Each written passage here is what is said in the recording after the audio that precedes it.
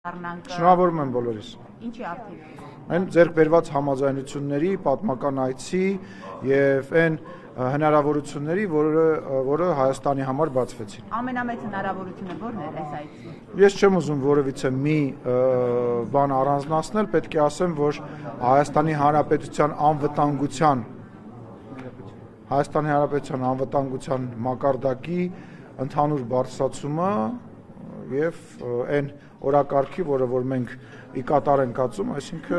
խաղաղության, որը որ մի տարվա, երկու տարվա չի, այլ տասնամյակների, եթե ոչ հարյուրամյակների։ Շոշափելի արդյունքներ կան գերիների հարցի հետ կապված, ինչ համաձայնություն է ձեռք բերվել։ Փայլակ ջան, դուք տեսնում եք, որ հաճախ դուք ինձ այդ հարցը տալիս եք, մենք ասում ենք, որ մենք հրապարակային դրա մասին չենք խոսում եւ գործը արվում է, դա ասածից հետո ինչ որ քանակությամբ մարդիկ վերադառնում են Հայաստանի Հանրապետություն, որևիցե բան այդ մարտավարության մեջ չի փոխվել, մշտապես խոսվում է թե գերիների մասին, թե անհայտ կորածների ճակատագրի մասին, թե բոլոր այն խնդիրների մասին, բայց նորից եմ ասում, պետք է ասեմ, որ շատ դրական եմ գնահատում այն աշխատելավոճը, որը որ մենք երկստեք որդեգրել ենք Ադրբեջանի հետ եւ կարծում եմ այս ճանապարհով, որ մենք շարունակենք առաջ ընթանալ, մենք ոչ մեր երկու երկրները այլևս մոտ ապագայում որևիցե խնդիր չեն ունենա։ Իսկ Ռուսաստան ձեր այցը ինչպես եք գնահատում։ Ես արձագանքներով պետք է ասեմ, որ շատ լավ արձագանքներ եմ ստացել եւ կարծում եմ այնտեղ հենց դրանք խոսում են։ Այնտեղից լավ արձագանքներ։ Դե գիտեք ինչ, ասենք, չէ, Ռուսաստանից այնտեղ ոչ մեկ չեմ շփվել, այդ բան իմաստով էլի, արձագանքների իմաստով շփվել եմ այն պաշտոնատար անձանց հետ, որ դուք տեղյակ եք, որ շփվել եմ, չէ, Հայաստանի մեր ժողովրդից, մեր մարդկանցից, մեր Սփյուռքում բնակվող հայրենակիցներից, հեռախոսից, տարբեր տեղերից շատ հաղորդագրություններ եմ ստացել, շնորհակալություն եմ հայտնում, ձեր բոլոր հաղորդագրությունները կարդացել եմ, ես ձեզ նույնպես սիրում եմ եւ հպարտանում եմ ձեզանով։ Ակնհայտ է, որ նույնիսկ հրապարակային մասում Լավրովի եւ ձեր զրույցը բավականին լարված էր եւ փոխադարձ այսպես գնահատականներ կոշտնչում էին, ձեր գնահատականը, Լավրովն էր գնահատում Հայաստանի առասպելական ինչ-որ սպառնալիքների մասին եւ այս առումով դուք փակ քննարկման ժամանակ ստացաք ավելի պարզ կամ դուք փոխանցեցիք ավելի հստակ դիրքորոշումը, թե դուք արդեն պատերազմը հարձակում եք ասում այդ հարձակումների մասին, արդյոք Լավրովը կրկին պնդում էր, որ սպառնալիքներ չկան, դրանք առասպելական են, այս մասով դուք փակ քննարկման ժամանակ հստակ խոսել եք։ Անուն առանուն, ես ինչ որ ասել եմ ձեզ ստեղ, ես ասել եմ այնտեղ։ Ոչ մի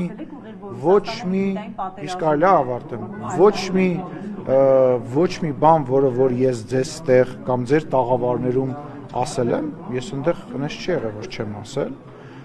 բնական է ես ինչ որ մարդիկ, որոնք որ ոչ հայերեն են կարողանում գրեն, ոչ ռուսերեն են կարողանում գրեն, ինչ որ ակնկալիքների մասին են խոսում, չգիտեմ, իրենք ենթադրում են, որ ես պետք է հարձակվեի, ինչ որ մեկին հարված է այնտեղ, ոչ նորմատիվ լեքսիկոն օգտագործեի, այդ մարդկանց առաջարկում եմ լռել, գնալ հայերեն կարդալ, գրել սովորել նախ եւ առաջ կամ գոնե ռուսերեն։ Այդ մարդկանց չեմ անդրադառնում, բայց մնացած առումով ինչ որ խոսացվել աստեղ,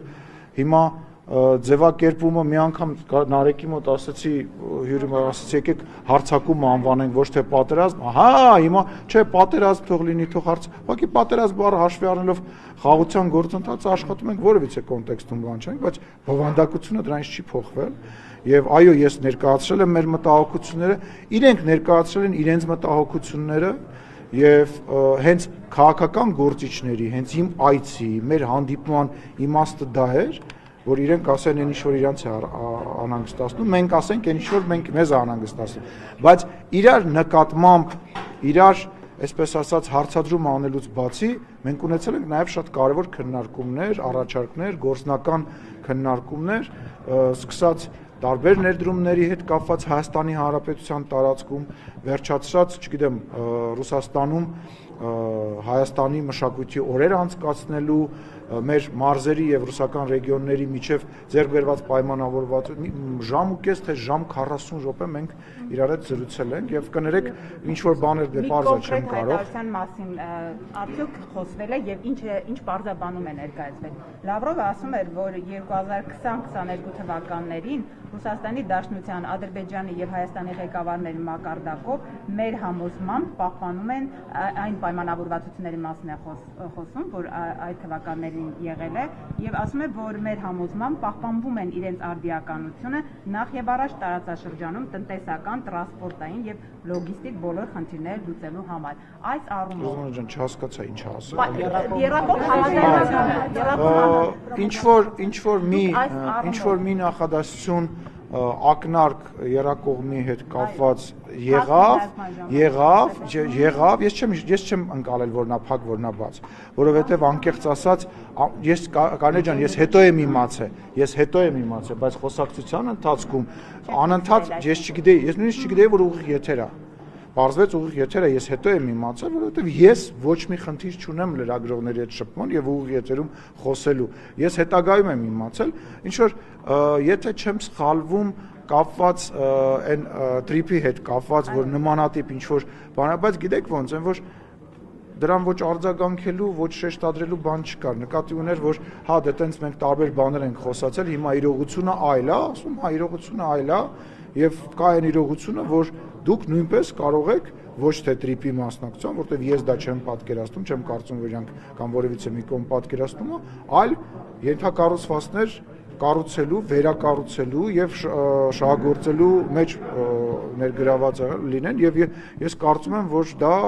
շատ լավ առաջարկ է, որին իրենք պետք է ու պարտավոր են արձագանքել եւ կարծում եմ կարձագանքեն, որովհետեւ համապատասխան այդ խոսակցությունը մեր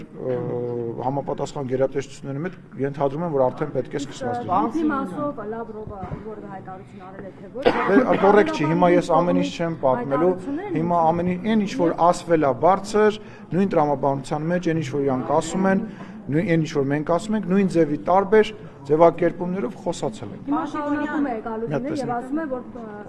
պետք է ներգրավվածություն ունենան դեպքում, այսինքն Ես ցանկանում եմ, բայց ժողովուրդ, ասենք չի կարելի երկու դուք ո՞նց եք դա պատկերացնում։ Ասենք ո՞նց եք դա միևնույն ժամանակ, եթե չեմ սխալվում, Գալուզին այսօր ձեր գործընկերներից մեկը ինձ ասել է, որ մենք այնտեղ չենք կարող մենակ մենք պետք է ինչ որ մենաշնորհային բան է, ասել նման ինչ ձևակերպում։ Հա, ինչ որ բայց ինչ որ ասել է դա մեր այլընտրանք չունի, այո, այլընտրանք չունի։ Ժողովուրդ, չի կարա դա հայ-ամերիկյան կազմակերպություն է, բայց Հայաստանի տարածքով տեղաշարժվելը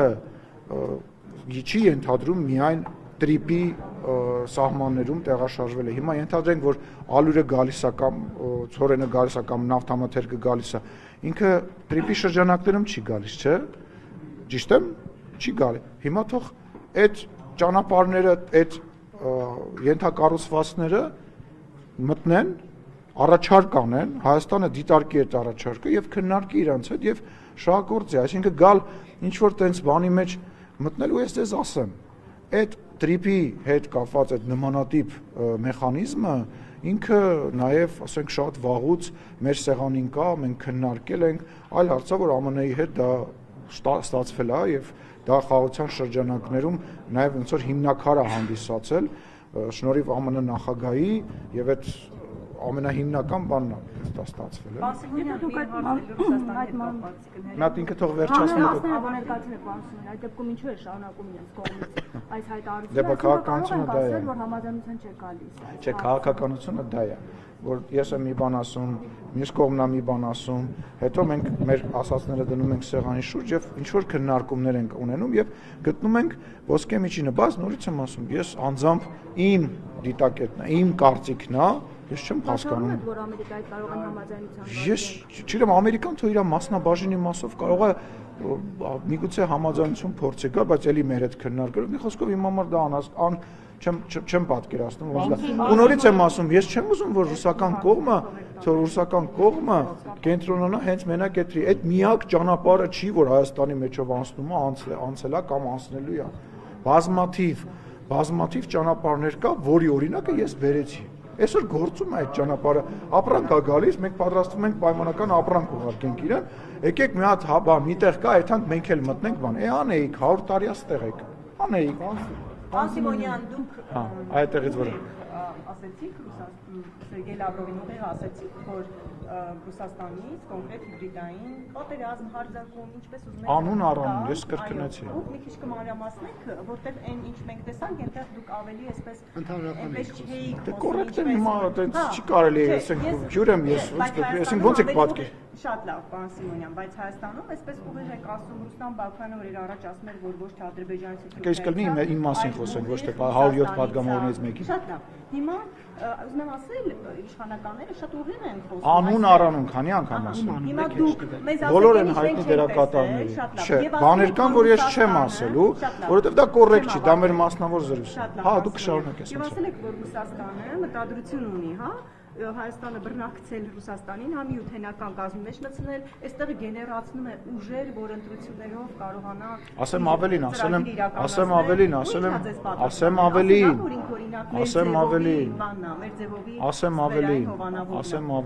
ասել եմ, որ SVO անցկացնելու մասին են խոսում Հայաստանի տարածքում։ Իհարկե SVO,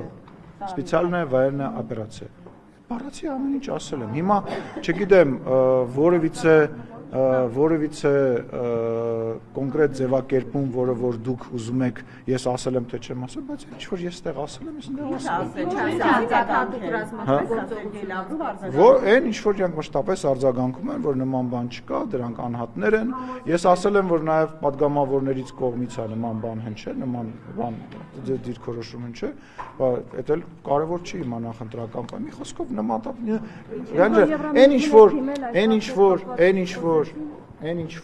այն ինչ որ ստեղ եմ ասել եմ ընդեղ, այն ինչ որ իրանք են ասել, երբ որ ես ստեղ ասել եմ, իրանք ինձ ընդեղ կրկնել են։ Պարոն Սիմոնյան, իսկ մի րոպե, վերջ ասեցի։ Ինչ են կրկնել, որ հավաքություն դե ասեցի հիմա։ ուժի հետ կապ չունեն։ Ասեցի։ Ու համոզիչ էր դա, հավատացիք։ Հիմա գիտեք ինչ, քաղաքականության մեջ հավատի վրա հենվելը մի քիչ սխալ է, հա։ Պետք է նայես գործողությունների վրա։ Կտեսնենք, ես ձեզ ասեմ, որ իրանք ինձ մեզ վստահեցրեցին, որ իրենք որևիցե ձևով, որևիցե շահագրգռվածություն չունեն, մեր արտաքին, ներքին քաղաքականության հետ կապված իհարկե իրենց ինչ-որ բաներ մտահոգում է, ինչ-որ բաներ մտահոգում է, որ իրանք հայտնեցին, մեզ ինչ-որ բաներ մտահոգում է, նույնիսկ ինչ-որ պա մեզ հաջողություն մաղթեցին գալիք ընտրություններին իշխող խմբակցությանը, այո, աջակցեցին, եթե տենց եք ուզում բան անել։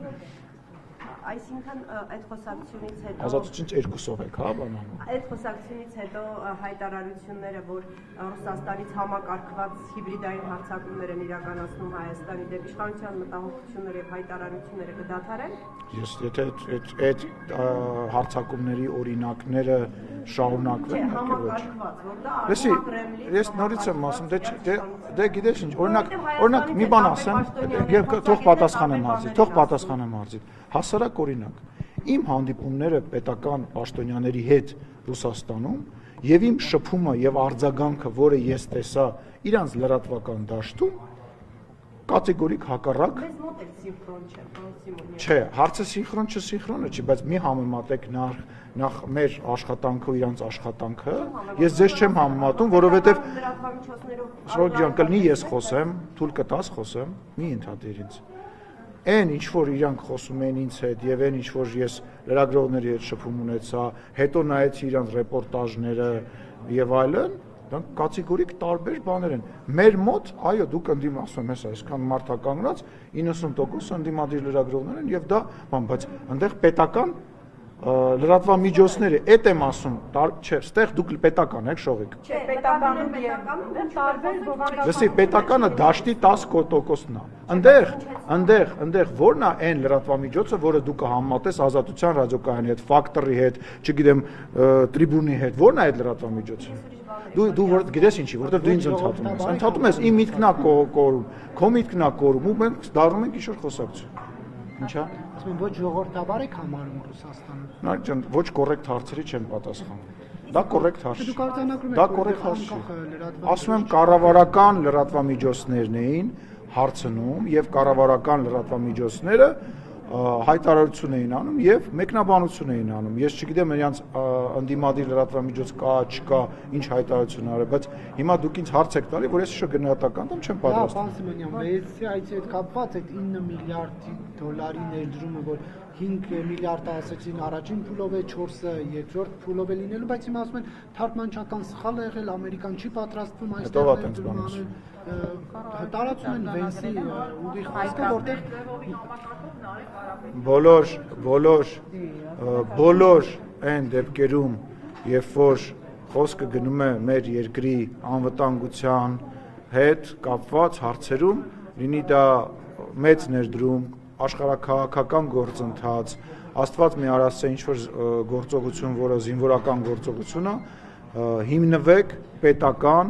մի հիմնվեք մասնավորի, այլ պետական լրատվամիջոցների եւ պետական հայտարարությունների հիման վրա։ Մնացածը հեքիաթներ են։ Երեք ստության ասվում էր, վարչապետն էր նաև ասել էր, որ ատոմակայանի հարցով դեռ որոշում հստակ չկա, պետք է դա շարունակել ուսումնասիրել տեսակետներ եւ այլն, բայց երեք կարծես թե ԱՄՆ փոխնախագահը ասաց, որ մոդուլային ատոմակայանների հարցով գործակցությունը շարունակելու պայմանավորվածություն կա։ Սա արդեն ընտրություն չէ։ Շողիկ ջան, կրկին ոչ կոռեկտ եմ համարում խոսել մի բանից, որի ժամանակ ես ներկա չեմ եղել, վարչապետը վաղը չեմ հիշորը այստեղ հարցի պատասխանի է լինելու, եթե ընդդիմադիր գործիչները այդ հարցը կտան, թող տան վարչապետը արձագանքի, դուք հարցրեք, ես ճիշտ չեմ համարում խոսել գործադիրի, դա գործադիրի գործառույթն է եւ ես չեմ կարող խոսել մի բանից, որի քննարկման առնվազն չեմ մասնակցել։ Քաղաքական մի հարց նաև ջոյնտ դիֆենսը հայ չէ Ռոսատոմի։ Հա, հանդիպել եմ։ Բայց շողիկին վերջացնեմ։ Նաև երեք հայտարարեց ընտրություններին անդրադարձավ Հայաստանում եւ սա ես ուզում եմ ուղիղ մեջ բերել պարոն Սիմոնյան ասաց, որ կներեք մի վարքյան։ Շողիկի այլ հարց տամ, պարոն Սիմոնյան, ձեր մասնակցությամբ Վենսին դիմավորման արարողությունը քննարկվեց, նաև ասում են խորհրդարանի առաջնային մանդատ ունեցող կառույցի ղեկավարը ինչպես է դիմավորում գործադիր իշխանության։ Ոչինչ, որ ինքը սենատի ղեկավարն է, նաև։ Այդ մարդիկ գոնե կարան գրագետ լինեն։ Հիմա էլ գնում եմ ճանապարհում։ ԱՄՆ փոխնախագահը նաև սենատի ղեկավարն է։ Այսինքն ես սենատի ղեկավարով պետք է սենատի ղեկավարին դիմավորի։ Մենք սենատ չունենք։ Մեր պարլամենտն, այսինքն Մատվիենկոն Ռուսաստանի սենատի ղեկավարն է, Վենսը միևնույն ժամանակ հանդիսանում է սենատի ղեկավար, այսինքն անգրագետ մարդկանց Ավինյանն էր այնտեղ քաղաքապետի ներկայությունը, որով նաև կրթության, գիտության նախարարներ, ինչպես նաև արտաքին գործերի փոխնախարարներ, բայց նա Երևանի քաղաքապետ։ Բայց Երևան է գալիս որպես ողջունող մարդ, այսինքն ուզում եմ հասկանամ, այս սաղ,